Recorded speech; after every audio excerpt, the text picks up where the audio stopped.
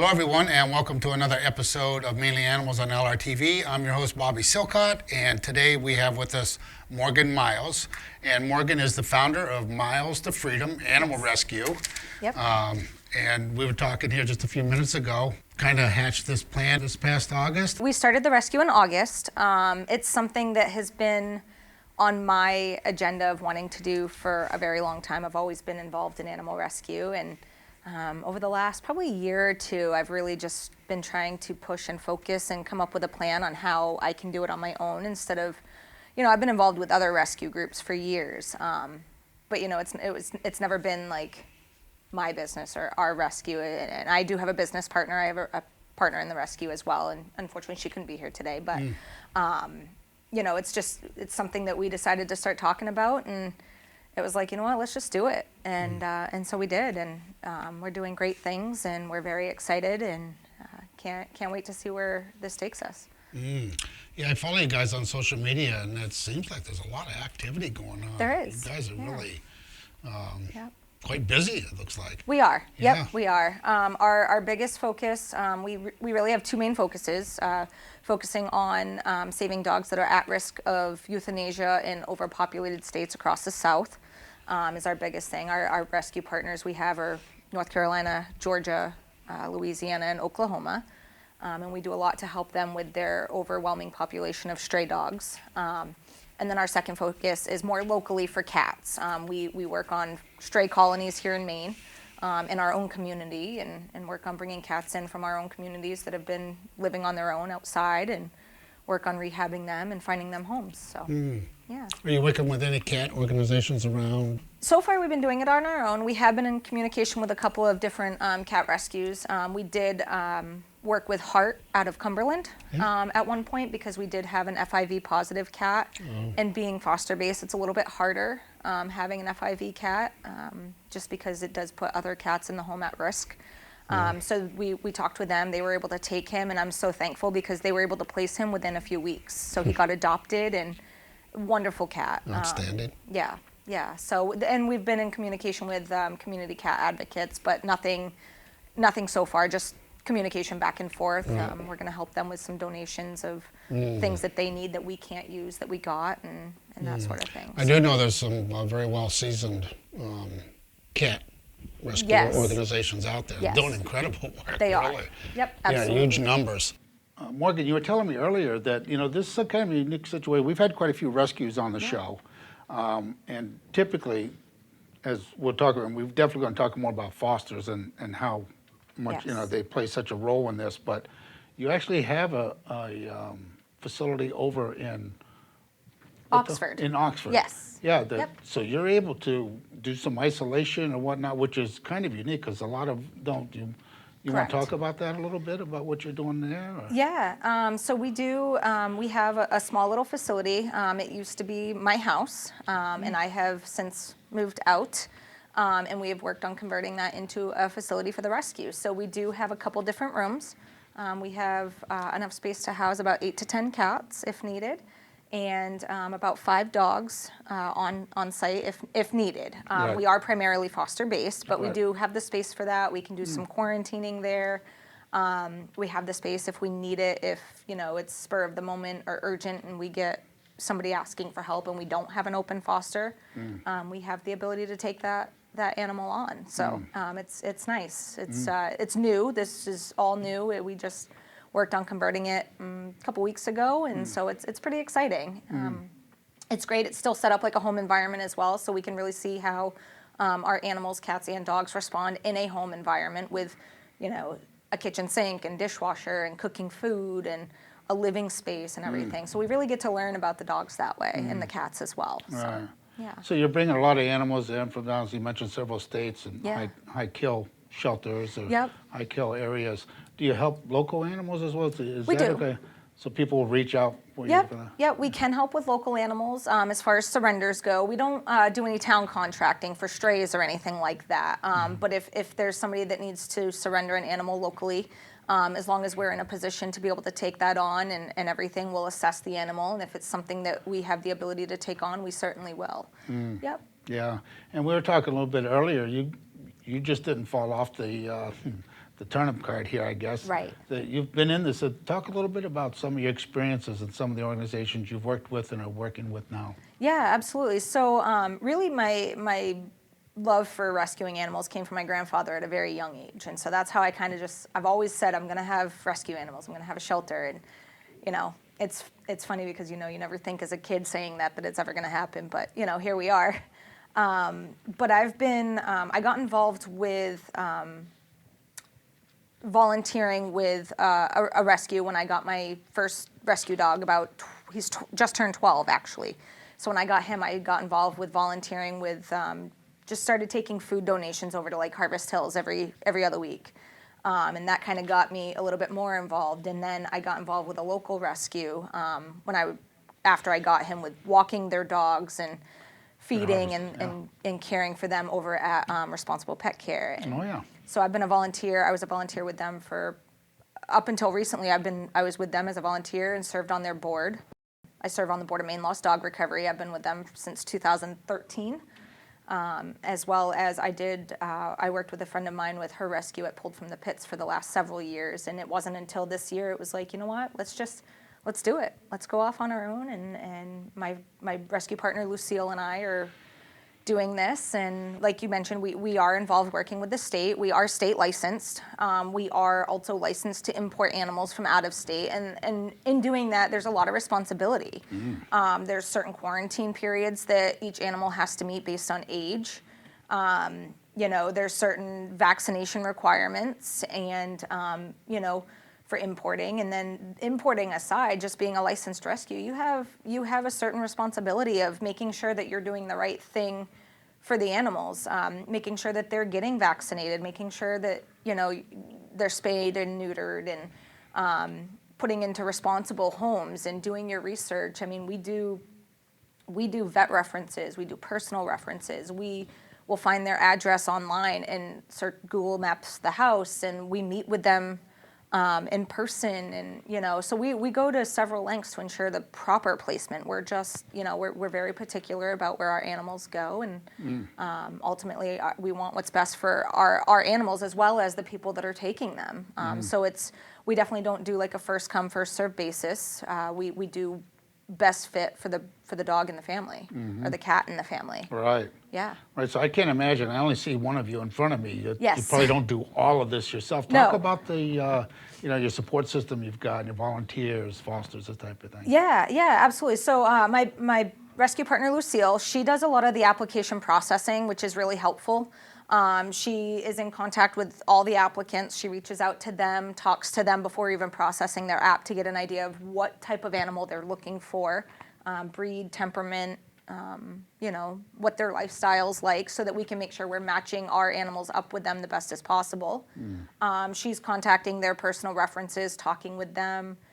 She's calling veterinaries, talking with veterinary clinics to make sure that the people that are looking to adopt have their animals, if they have any, are up to date, that they're following veterinary guidelines and things like that. And she's doing a lot of the meet and greets with me and everything there. And so, yeah, it's that's been really helpful. And we have Michelle, who is on our board of directors as well. She is our secretary, so she handles a lot of like the back of the house stuff, as far as she helped us do like our incorporate filings, our corporation filings, our 501c3, our federal ID tax exemptions and stuff like that. So she's helping us do kind of that sort of stuff, because that's what she knows. And that's been helpful. And she has her hands in many pots as well, as far as in the rescue industry too. So she's got a lot going on. So I think it's helpful to have her to do that for us. And she can still be involved with the other groups she's with as well. So Right. Fosters are a big thing. They house a lot of our animals. Right. They teach them how to be in a home. They teach them how to be part of a family. They do a lot of the training and everything to help get them ready for when they join their forever families. Right. So that's always good. And we do have a few volunteers. We have 3 or 4 volunteers that help us with our vetting appointments, transporting our animals to and from the vet. And when we do events, they're there helping us and just answering questions and showing animals. And so yeah, we have a really, it's a small group, but it's a very solid small group. It's a really great group of people that are supporting us, and Right, and I think it's important for folks to understand that you're not bringing dogs, and they're trying to adopt dogs out that are used to being with families all the time. They're coming Correct. from the streets, or they could be Exactly. no human contact, so who Correct. knows what their previous life has been like. Exactly. Yeah. I mean, just the other day, if anybody follows us on Facebook, they would have seen. But just the other day, one of our partners in Louisiana found 3 puppies in a dumpster, inside a box, inside the dumpster. Very neglected, very sick, very malnourished. So they're getting the veterinary care that they need, and once they're healthy, they'll be coming here. We'll handle the expenses as far as taking care of their veterinary and making sure they have what they need. And once healthy enough, they'll come to Maine. But yeah, a lot of the animals that we take in were picked up as strays, or they would dump somewhere, and just they haven't had a good start to life. And so between our being in foster situations with our partners in the South, and then coming here and being with foster families, like that's where they're learning their socialization. That's where they're learning how to be a household member. And we've gotten very lucky. We have some really great partners in the South that are dedicated to making sure these animals are ready for adoption when they come to us. And I being in Maine, we see stuff, but not like what they see down there. Oh, yeah. And it's just, their hearts are gold, and I can't imagine being on their end of things and seeing what they see on a daily basis. Just the week prior to them finding those puppies in a box in the dumpster, they found a deceased puppy at the dumpster. Right. Reading that same, And I it's was reading just, that. it's just so, it's heartbreaking, and it's just sometimes mind-blowing because you can't really wrap your head around Right. it, because we don't really see it to that extent here. You know what I mean? It's very I know different. exactly what you mean. It's very different mentality, and very different. It is. It's very different culture. Right. So if somebody's out there thinking like, wow, I'd like to check out Miles to Freedom Animal Rescue, Yep. maybe do some fostering. What's a typical foster relationship? Say a dog comes up, somebody says, I want to. Yeah. What's the deal? How length of time and? Yeah. A lot of times we try to network our dogs before they come. So when they get here, it's a short-term foster, usually up to about 2 weeks, because we do vet them here. They have all their required vaccines to travel, but we spay and neuter them here once they're old enough. And so it's usually like a 2-week foster. Typically, most of our animals do have families waiting for them when they get here. So it's short-term. We provide the food, toys, a kennel, bowls, pretty much everything a foster needs. The only thing the fosters are providing is a space for the animal to live and love them, and teaching them how to be a family pet in the time that they have them. We have our website, www.milestofreedomanimalrescue.org, and we have a foster application right on there that they can fill out if they want to become involved. And of course, we're on Facebook, so they can always reach out to us there as well. And but yeah, it's usually a short-term commitment. Every once in a while, we have a dog, Lucy. I wish I could have had her here today, but she's an older dog, pit bull, white pit bull, the best dog ever. She's so sweet. She loves everybody. She's kind of a bull in a china shop, She's full of energy, and her fosters they've had her for a couple months now, and they're doing fabulous with working on her obedience and stuff. And she's a long-term foster. She's been with us for a while, and we just haven't had any interest on her, but she's such a fabulous dog. We network her all the time, and but yeah. So highlight her and talk a little more about it. Let's see, try to get somebody to think about actually adopting them out here. So yeah, I mean, as far as Lucy goes, she was turned into a shelter with her brother in the South. Both were heartworm positive. We're told they needed to go to rescue together, so I said I'd take them both, and they adopted out the brother, and we're going to euthanize her. And we said, absolutely not. So she lived in North Carolina through her heartworm treatment and got cleared of that and got the okay to travel. And she's been here for a few months, and she's great with kids, great with other dogs, great with people, rides in the car well. She's just a phenomenal dog. She's got a lot of energy, and she needs somebody that can continue to work with her to, rein that in. She can't be with cats or small farm animals. She does have a high prey drive, and I think that's the biggest thing. But she's doing fabulous in her foster. She's about 3 years old, and she's stunning. She's all white. She's just stunning. But she'd make a great great family dog, really, for just about anybody. So Wow. Yeah. Well, hopefully somebody out there is watching. I would love it. Yeah, I would love that. Yeah, that would be great. The dedication of the fosters, in Yes. this type of situation, Yep. you need those people badly. Yes. Yeah. Yeah. Her foster Sarah, and she's been a foster for me for a long time, and I can't thank her enough. I always check in. You need anything? No, we're good.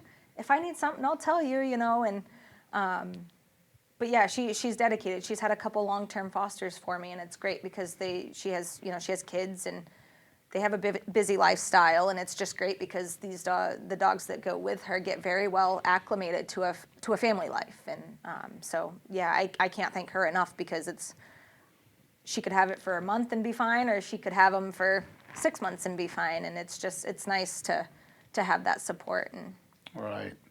Well, I find that timing's everything with these types of Yes. things. Every dog is adoptable.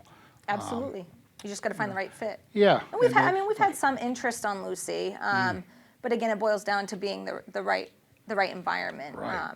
We Yeah. want to set her up and the family up for success, and so we're very particular. Right. Might mean we house a dog a little bit longer or a cat Right. a little bit longer, but ultimately it's about the long-term success, and that's really what our focus is. So That's wonderful. So you were talking earlier about doing spay and neutering once they Yes. get up here. yep. You want to talk about your vet that's worked with you and Yeah, the relationship? absolutely. We use Dr. Kinney down at Gray Animal Center. He is fabulous. We can't say enough good things about him.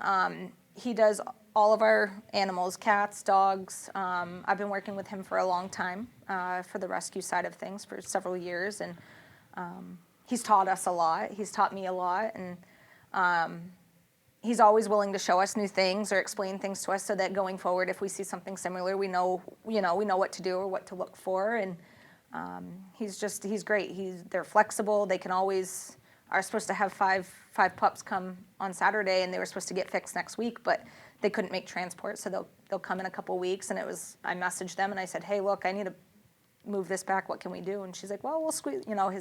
His office manager, Laura, who's also fabulous, was like, oh, we'll squeeze you in on these days. Does that work? Yep, that works.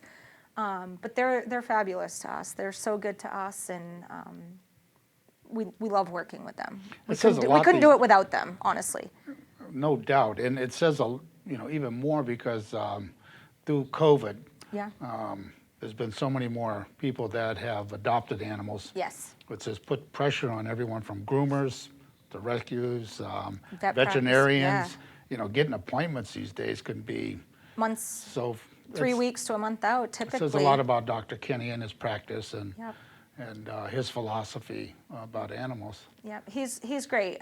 He used to be involved with a shelter, and so he's familiar with how shelters work. And there's definitely a difference, so to speak, between regular veterinary medicine and shelter veterinary medicine. There's a very big difference there, and he's very familiar with those differences. And he understands that we have to do what's right for the animal, but he also understands that we need to be cost conscious, and he works with us a lot on that. And it's not always okay. We're going to dose meds. It's if he doesn't think an animal needs medication, he's going to be like, you know what? I think this is going to pass. I think we just need to give it a little bit of time. And and then there's other moments where he's like, no, we definitely we need a treat. And he'll tell you like it is. He's been doing this. He's been a veterinarian for I think 35, 40 years. He's been doing this for a really long time, and he's a single veterinary practice. It's just him. He's the only doctor on staff there, Right. and you go in there and it's crazy. He's just boom, boom, boom, room to room, and I don't know when that man sleeps, but we adore him. We adore him, and Yeah. his staff. His staff is phenomenal. Right. All of them. They're so nice. They're Right. professional. They're helpful. I can call up and be like, hey, I need this, and on a whim, and they'll make it happen. So it's nice. Right. And then beyond that, obviously, it takes funding. Yes. None of this, because there's a lot of moving parts to doing that. Yeah.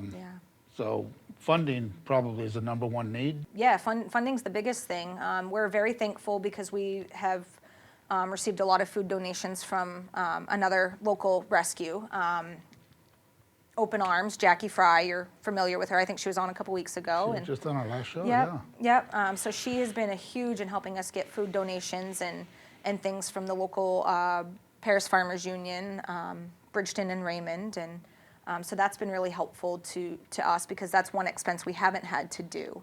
So if someone wanted to donate money, Yep. would they do that? Is there a link on the website? Do you have Yeah. something through PayPal? We or something? do, yeah. So we have a donate button on our website right at the top right-hand corner. They can donate, which does it through either they can log into PayPal and do it that way, or they can do it without a PayPal account via a credit card. We have a Venmo, so they can donate via Venmo, or they can also donate via our Facebook page. There's a donate button on our Facebook page as well. So what are you finding most frustrating, or what's your biggest challenge from your perspective? You've been in this since August. Yep. What do you think is your biggest challenge? I think just the time, making for us where we are primarily foster based, it's finding the time that works for everybody, meaning us, our fosters, the adopters, and finding that mutual time that we can all get together so we can do our meet and greets. They can meet the animals. We don't do like open adoptions, and we operate by appointment only. So that's been, I think, the hardest struggle. And for me, I work full time outside of running the rescue. So for me, the timing is even more difficult. But yeah, we're figuring it out. We're getting into a rhythm. We're figuring it out. And winter months are harder because weather puts a damper on travel or plans. And a lot of our adopters that we've had have been coming from several hours away. And it's great to see because it means we're reaching people outside of our local communities, and that's nice too. But that's really, I think, our biggest struggle is just finding the time for everything. It never stops. Our phones never stop going off all hours of the night. So you have to manage that as well. And sometimes you just have to shut it off and say, it will be there in the morning. Right. So in contrast to that, what do you find most rewarding? What gives you a warm, fuzzy feeling that? Anytime an animal goes home. Yesterday we had some dogs come up that arrived yesterday, 3 puppies. They haven't gone home. They're in there doing their required quarantine period right now, but their adopters did come to meet them yesterday.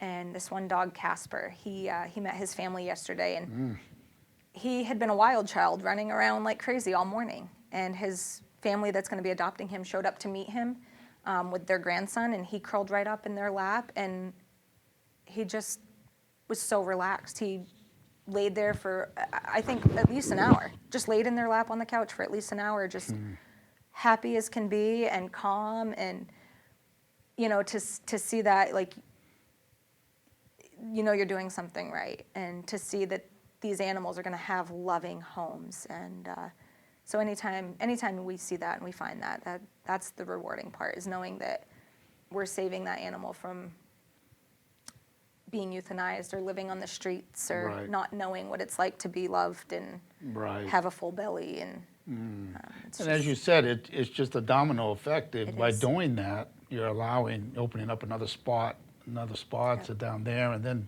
it just perpetuates. I'm thankful that, here we live in Maine and we have much better animal welfare laws and regulations here. And but it's not the same everywhere. And until you see it with your own eyes of what it's like, in the South, it's really heart-wrenching. These animals aren't getting veterinary care. They're being tied out on chains with no housing, no shelter. There are some people that do get upset with rescues that are importing.